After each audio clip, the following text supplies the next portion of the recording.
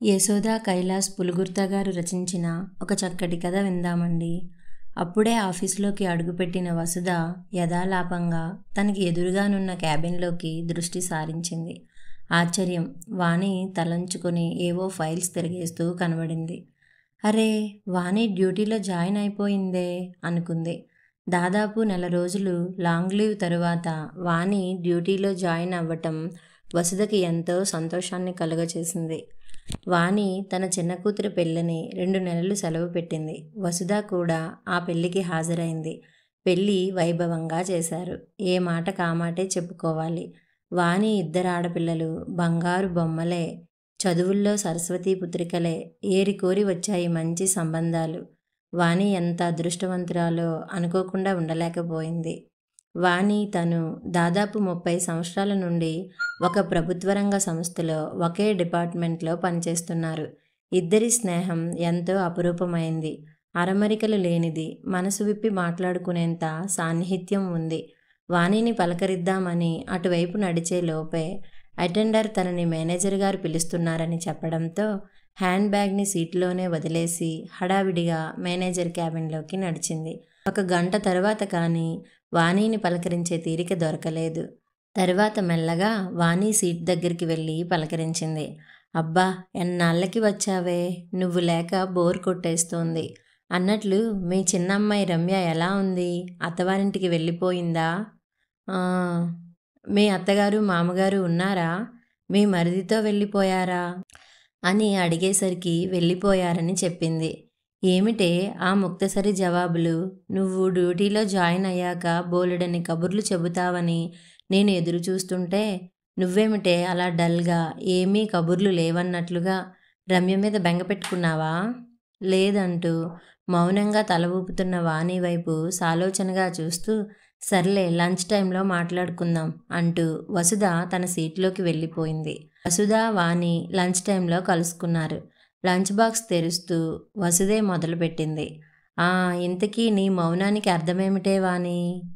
ఏముంటుంది వసు, మా చిన్నమ్మాయి రమ్యకి పెళ్ళైపోయిందని సంబరపడడం చూసి దేవుడు నాకు మరో చిన్న పరీక్ష పెట్టాడే అంది. అబ్బా, ఏంటో చెప్పవే, పరీక్షలు అంటావేంటి? అయినా నేను ఈ జీవితంలో ఎన్ని పరీక్షలను ఎదుర్కోలేదు. ఇంట్లో సమస్యలే కాకుండా ఉద్యోగంలో కూడా ఎన్ని రకాల సవాళ్ళను ఎదుర్కొన్నాం. నీకు నేనున్నాను వాణి. నీ సమస్య ఎటువంటిదైనా దాన్ని నేను పరిష్కరిస్తాను అనగానే వాణి గొంతు దుఃఖంతో పుడుకుపోయింది. కళ్ళమ్మట నీరు ధారాపాతంగా కారిపోతోంది. ఏయ్ పిచ్చి, ఎందుకే ఆ దుఃఖం? చిన్న చిన్న సమస్యలకే ఇంత బాధపడితే ఎలాగే? మిసెస్ శ్రీవాణి అడ్మినిస్ట్రేటివ్ ఆఫీసర్ గారు ఏడవటమా? నో వే అంటున్న వసుధ వైపు రోషంగా చూస్తూ, ఏం, నేను మనిషిని కానా వసు? నాకు సమస్యలు ఉండకూడదా అనగానే, అబ్బా, కాదని ఎవరన్నారే బాబు, మనిషివే, మహా మంచి మనిషివి కూడా అంటూ నాటక ఫక్కీలో చేతులు జోడిస్తూ వసుధ అన్న మాటలకు వాణి పకపక నవ్వింది. అమ్మాయ, మామూలు మూడ్కి వచ్చావా? ఇప్పుడు చెప్పవే బాబు, నీ సస్పెన్స్తో చంపక. మా ఆయన నన్ను వాలంటరీ రిటైర్మెంట్ తీసుకోమంటున్నారే. అవునా? మంచిదే కదా, బాధ్యతలు కూడా తీరిపోయాయి. హాయిగా మీ వారు చెప్పినట్లు తీసేసుకోవే అంది వసుధ. ఆ మాటలకు వాణి కోపం ఉవ్వెత్తున లేచింది. వసు, నువ్వు అలాగే అంటావని నేను ముందే ఊహించాను. ఇంతకీ మా ఆయన నా మీద ప్రేమతో ఆ మాట అన్నారనుకున్నావా? లేదే బాబు, మా మరిది దగ్గర ఉంటున్న మా అత్తగారిని మామగారిని తెచ్చుకొని మా దగ్గర ఉంచుకోవాలట. ఇన్నాళ్ళు నా ఉద్యోగం బాధ్యతల మూలాన వాళ్ళు మా మరిది దగ్గరే ఉండిపోయారు. ఇప్పుడేమో ఇంకో 5 ఏళ్లలో రిటైర్ అయిపోతాను కాబట్టి ఈ విధంగా వాలంటరీ రిటైర్మెంట్ తీసుకోమని అంటున్నారు. మా అమ్మా నాన్నల బాధ్యత పెద్ద కొడుకుగా నాదే కదా అంటున్నారు. బాధ్యతే కాదనను, కానీ మరి అయితే ఏమిటే నీ సమస్య? అది కాదే, ఇది న్యాయంగా ఉందా చెప్పు? 2 సంవత్సరాల క్రితం మా వారిని నేను వాలంటరీ రిటైర్మెంట్ తీసుకుంటాను. మా అమ్మ ఒక్కతి వైజాగ్లో పనిమనిషి సాయంతో బతుకుతోంది. ఒక్కగానొక్క కూతురిగా మా అమ్మను చూసుకోవడం నా బాధ్యత కదా అని ఒక విధంగా బతిమాలానే. నీకు తెలుసుగా, అమ్మకు 84 సంవత్సరాలు నిండాయి. అమ్మకు నేను లేటుగా పుట్టాను. నాన్నగారు నేను ఇంటర్లో ఉన్నప్పుడు చనిపోతే అమ్మ నన్ను ఎంతో కష్టపడి చదివించి ప్రయోజకురాలిని చేసింది. నేను పెళ్లి చేసుకుంటే నిన్ను ఎవరు చూస్తారమ్మా, పెళ్లి చేసుకోనంటే తను చచ్చినంత బట్టని పెళ్లికి ఒప్పించింది. ఈ వయసులో ఏదో నాన్నగారు కట్టించిన ఇంటిలో తనకొస్తున్న పెన్షన్తో బతుకుతోంది. ఇంకా ఎన్నాళ్ళని అమ్మని అలా వదలమంటావు వసు? అప్పుడేమో అమ్మను వైజాగ్ నుండి తెచ్చుకొని మనం చూసుకుందామంటే బోల్డన్ని అభ్యంతరాలు. మీ అమ్మగారిని తెచ్చుకొని మన దగ్గర పెట్టుకుంటే మా అమ్మ వాళ్ళు, తమ్ముడు వాళ్ళు, చూసేవాళ్ళు ఏమనుకుంటారు? అయినా మన రమ్య పెళ్ళి కావాలి, ఆర్థిక సమస్యలు కూడా ఉన్నాయి కదా అని దాటవేశారు. అయితే ఏంటే వాణి, నీ భర్త శ్రీరామ్ స్వార్థపరుడని నీ అభిప్రాయమా? అవునే ముమ్మాటికి. లేకపోతే ఏంటే వసు? నేను అప్పటికీ అన్నాను మామయ్య గారిని అత్తయ్యను కూడా మన దగ్గరే పెట్టుకొని చూసుకుందామని. అప్పుడేమీ మాట్లాడలేదు. ఇప్పుడేమో చిన్నదాని పెళ్ళైపోయింది కదా అంటూ నన్ను వాలంటరీ రిటైర్మెంట్ తీసుకోమని, అత్తయ్యను మామయ్యను తీసుకొని వచ్చేస్తానని ఒత్తిడి చేస్తున్నారు అంటూ కళ్ళనీళ్లు పెట్టుకుంది. వాణి బాధలో ఎంతో అర్థం ఉందనిపించింది వసుధకు. వాణి అమ్మగారు వసుధకు బాగా తెలుసు. మంచి వ్యక్తిత్వం, ఆత్మాభిమానం ఉన్న వ్యక్తి, కష్టం అంటే ఏంటో తెలిసిన మనిషి. అప్పుడప్పుడు వాణి వెళ్ళి తన తల్లి దగ్గర 2-3 రోజులు ఉండి వస్తుందే తప్ప ఎప్పుడూ ఆవిడ కూతురింట ఒక 10 రోజులైనా ఉన్న పాపాన పోలేదు. వానికి పెళ్లికి ముందు ఎన్నో సంబంధాలు వచ్చినా తోబుట్టువులెవరూ లేరని, తల్లి బాధ్యత కూతురు మీద పడుతుందని చాలామంది వాణి అమ్మగారి ముందే అనడం, సంబంధాలన్నీ వెనక్కి వెళ్ళిపోవడంతో ఆవిడ అప్పుడే మనసులో దృఢంగా నిశ్చయించుకుంది కూతురికి బరువుగా ఉండకూడదని. పాపం వాణి అనుకుంది వసుధ. దీనికి పరిష్కారం ఏంటా అని ఆలోచిస్తూ మెల్లిగా వాణిని ఊరడించి ధైర్యాన్ని చెప్పింది. 1-2 వారాల అనంతరం రాత్రి భోజనాల సమయంలో వాణి శ్రీరామ్తో మెల్లిగా చెప్పింది. తను వైజాగ్ బ్రాంచ్కి ట్రాన్స్ఫర్ చేయించుకున్నానని, 2 రోజుల్లో వెళ్ళి జాయిన్ అవ్వాలని. శ్రీరామ్ 1 నిమిషం తెల్లబోయాడు. అదేంటి వాణి, నువ్వు ఈ నిర్ణయం తీసుకునే ముందు మాట మాత్రంగా కూడా నాతో అనలేదు? ఇప్పుడెలా? నాకు ట్రాన్స్ఫర్ కుదరదు వైజాగ్కు. నిన్ను నేను వాలంటరీ రిటైర్మెంట్ తీసుకోమంటే నువ్వు ట్రాన్స్ఫర్ చేయించుకోవడం ఏంటి? ఇక్కడొకళ్ళం అక్కడొకళ్ళమా ఇప్పుడు ఈ వయసులో?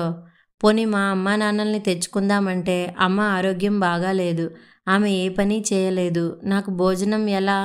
వంట రాదే నాకు. మనసు చివుక్కుమంది వాణికి. ఎన్ని సంవత్సరాలు కలిసి కాపురం చేసినా ఇంతే. ఇంట్లో భార్య లేకపోతే వంట ఎలా అన్నదే సమస్య మగవాళ్ళందరికీ. కానీ తన సమస్య వేరు. శ్రీరామ్కి అర్థం కాదు. నిజానికి వసుధ సహాయం చేయకపోతే తను వైజాగ్ వెళ్ళగలిగేదా? మేనేజ్మెంట్తో ఒక రకంగా ఫైట్ చేసి మరీ వైజాగ్ ట్రాన్స్ఫర్ చేయించింది. తను ఏ ఒత్తిడికి లొంగిపోకూడదు. ఇప్పుడు తనకు శ్రీరామ్కు మధ్య ఈ విషయంలో మనస్పర్ధలు వచ్చినా పట్టించుకోకూడదు. ఇద్దరూ కొద్ది సంవత్సరాల తేడాలో 60 ఏళ్లని చవిచూడబోతున్నారు. తనకు ప్రస్తుతం తన తల్లి ముఖ్యం. ఎవరూ లేకుండా ఆవిడ అనాథలా పోతే ఆ బాధను భరించే శక్తి తనకు లేదు. నేను అమ్మకు ఇవేమీ చెప్పను, వైజాగ్కు బదిలీ అయిందని మాత్రమే చెబుతాను అని నిశ్చయించుకుంది వాణి. వైజాగ్కు వెళ్ళగానే శ్రీరామ్కు మెయిల్ చేసింది. క్షమించండి ఇటువంటి నిర్ణయం తీసుకున్నందుకు. చెప్పానుగా, అమ్మను ఈ వయసులో ఒంటరిగా వదలలేను.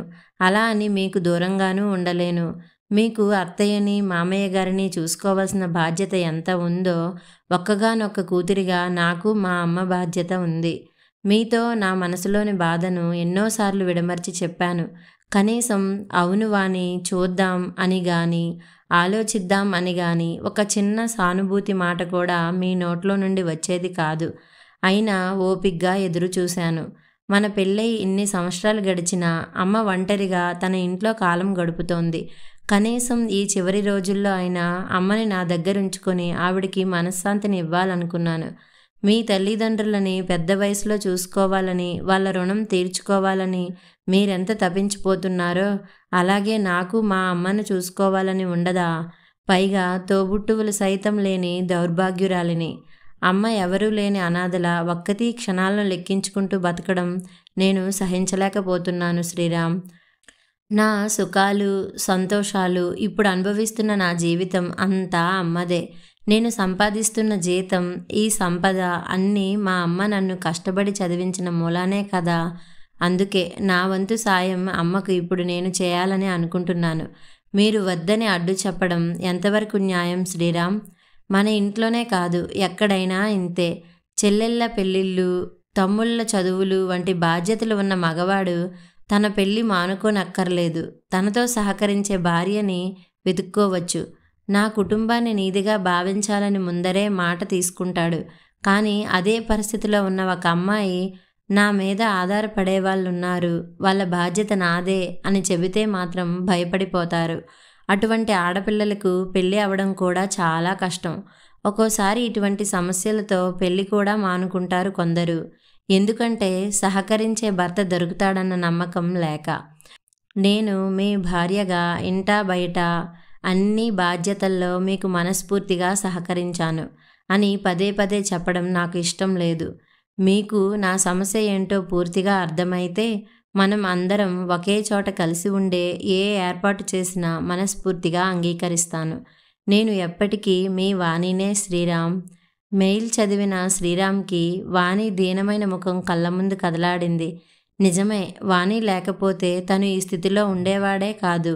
తన చెల్లెళ్ళ పెళ్ళిళ్ళు, తమ్ముడి చదువు వాణి సహకారం లేకపోతే నిర్వహించగలిగేవాడే కాదు. ఇంత చేసిన వాణి తనను కోరిందేంటి? వృద్ధాప్యంలో ఉన్న తన తల్లికి కాస్తంత ఆసరాగా ఉండాలనే కదా. తను వాణి పట్ల ప్రవర్తించిన తీరుకి మనసులో పశ్చాత్తాపం కలగడం ప్రారంభమైంది. వెంటనే రిప్లై పంపాడు. వాణి, నిన్ను బాధపెట్టినందుకు వెరీ సారీ. ఈ శనివారం విశాఖ ఎక్స్ప్రెస్లో నీ దగ్గరకు బయలుదేరి వస్తున్నాను. అన్నీ నీ ఇష్ట ప్రకారమే జరుగుతాయి. మిగతా విషయాలన్నీ నీ సమక్షంలో అంటూ కథ సమాప్తం.